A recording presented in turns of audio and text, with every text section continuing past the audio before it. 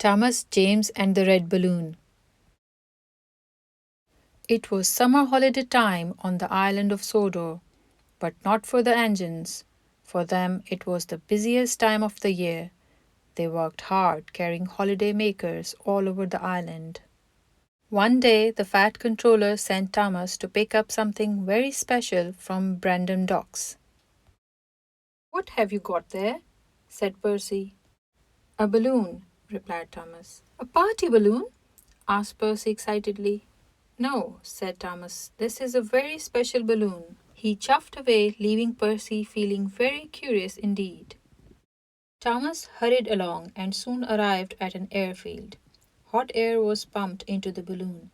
There was a big basket underneath, and people were climbing into it. James arrived with some coaches. "What is that?" asked James. "It's a hot air balloon," explained Thomas. "Holiday makers can ride in it." Then, as if by magic, the hot air balloon rose silently up into the sky. The engines could see the people inside looking over the edge of the basket. "What if it takes our passengers away?" huffed James. "What would happen to us then?" "I hadn't thought of that," replied Thomas. James chuffed away, and Thomas felt very worried. The balloon could be seen by everyone on the island of Sodor.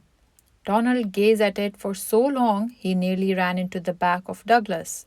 "It's a floating basket with people in it!" exclaimed Donald. "Whatever will they dream up next?" said Douglas.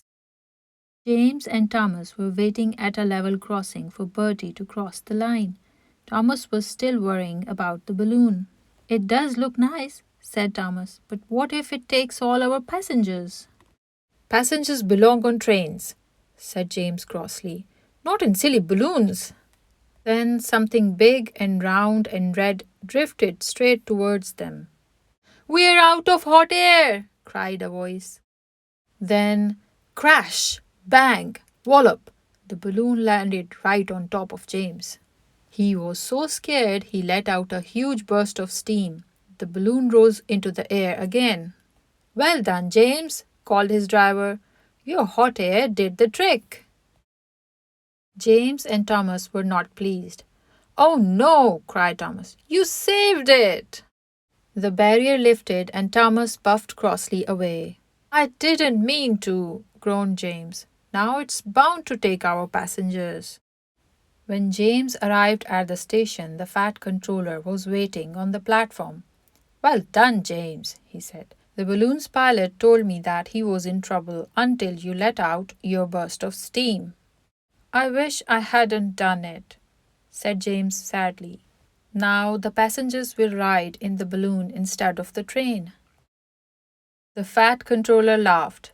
"These holiday makers are coming to ride in the balloon, but they will need a ride home in a train."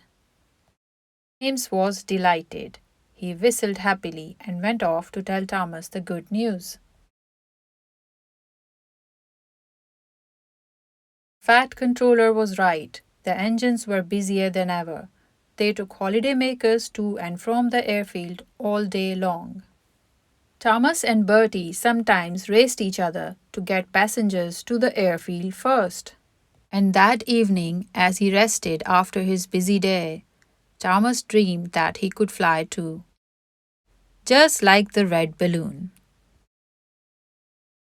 The end.